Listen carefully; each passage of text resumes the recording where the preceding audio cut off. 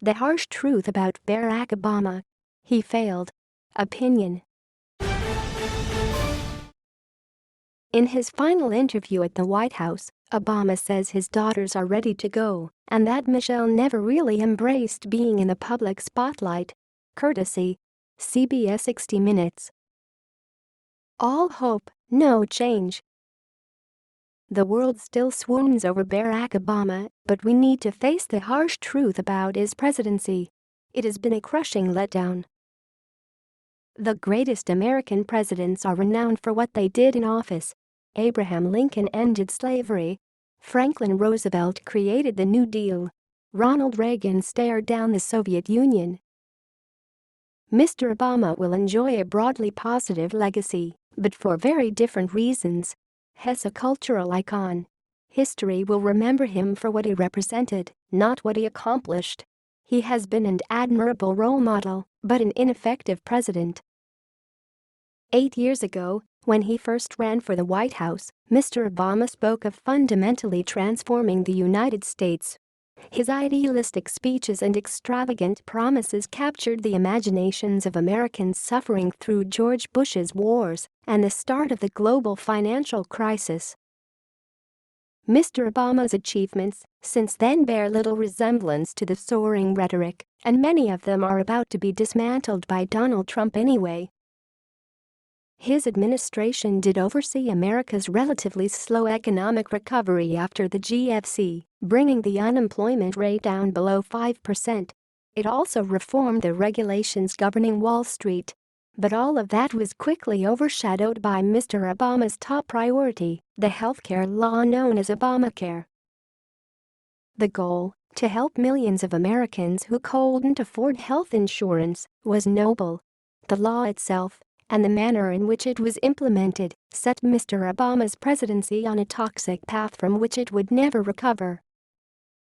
Early in his first term, with the Democrats in complete control of Congress, Mr. Obama rushed to pass the controversial law in a down-the-line partisan vote, overruling widespread opposition from the American public.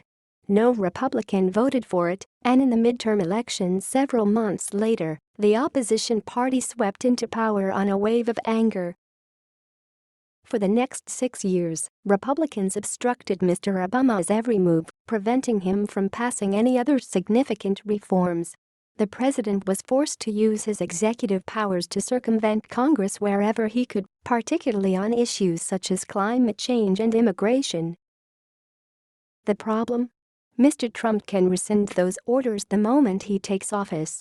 Even worse, the healthcare law itself is extremely unlikely to survive after Mr. Obama leaves the White House, as Mr. Trump and the Republicans have pledged to repeal it almost immediately. This means most of Mr. Obama's domestic agenda, including his signature achievement, will be entirely reversed within months. Mr. Obama's record on foreign policy is just as dicey. He advocated a less interventionist approach than George Bush, withdrawing from Iraq and rehabilitating America's image around the world. Those parts of his agenda, along with his decision to authorize the raid that killed Osama bin Laden, were popular. He also ended the decades-long trade embargo with Cuba and forged an agreement with Iran aimed at curtailing the rogue state's nuclear weapons program, though Mr. Trump has indicated he will rip up both deals. Beyond those accomplishments, Mr. Obama has left Mr. Trump colossal messes to clean up in Libya, Ukraine and particularly Syria, which descended into a cataclysmic civil war on his watch. He was slow to react to the rise of Islamic State, famously comparing it to a junior varsity team, and mocked his opponent in the 2012 election for daring to call Russia a geopolitical foe. The 1980s are now calling to ask for their foreign policy back because the Cold War has been over for 20 years, Mr. Obama joked. Since then, Vladimir Putin has annexed Crimea, flagrantly committed war crimes in Syria, and apparently interfered in America's presidential election. So, on arguably the two greatest foreign policy challenges of his presidency, Syria and Russia, Mr. Obama has not managed to find answers. Mr. Obama's greatest disappointment, however, was his failure to honor the central promise of his 2008 campaign. Millions of voters were energized by his pledge to end the chronic gridlock plaguing Washington. Sarah Palin infamously referred to this as the Hopi-Changi stuff, and perhaps she was right to make fun of it, because the bipartisan dream Mr. Obama spoke of so eloquently never materialized. That wasn't all his fault. The Republicans were determined not to play ball, but he could have done far more. Mr. Obama is simply not the kind of politician that likes to get down and dirty with the kind of everyday politicking and the horse trading. He was simply not willing to engage in politics as it is usually done on Capitol Hill, Dr. Gorana Grujic, a lecturer in U.S. politics at the United States Studies Center, told news.com.au after Mr. Trump's election victory. A lot of people have said that it's a kind of product of his personality and who he was previously. An academic, someone who's very aloof maybe. He'd rather debate things, he'd rather try to show that his argument is plausible or he has more evidence to support his course of action than make those compromises. There was a fundamental contradiction at the core of Mr. Obama's presidency.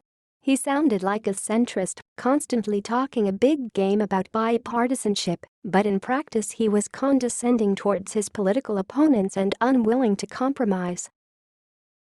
That greatly hindered his ability to negotiate with Congress, and coupled with the Republicans' own uncompromising shift to the right, it created the most polarizing environment ever in the U.S., Dr. Grujic said.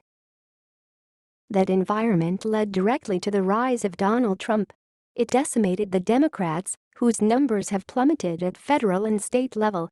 Mr. Obama's party has seen most of its rising stars turfed from office, and now there is no obvious leader ready to pick up the pieces when he's gone. Mr. Obama isn't the only one to blame for this, not even close, but it's an undeniable fact that he failed to bring the country together. Race relations have soured. Urban elites and rural voters openly sneer at each other. And in a sickening dose of irony, America's first black president is about to hand over the White House to the man who's spent years hounding him with a racist birther conspiracy theory. It isn't all negative. Mr. Obama has been an exemplary role model in the Oval Office, as both a leader and an admirable father.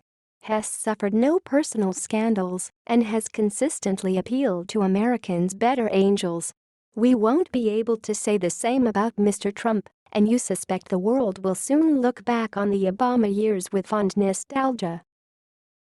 He will be remembered, perhaps even revered, as a progressive icon for decades to come, having personified a significant leftward shift in America's social values. But few will remember what Barack Obama actually achieved, and for a presidency that started with such remarkable promise, that can only be considered a failure.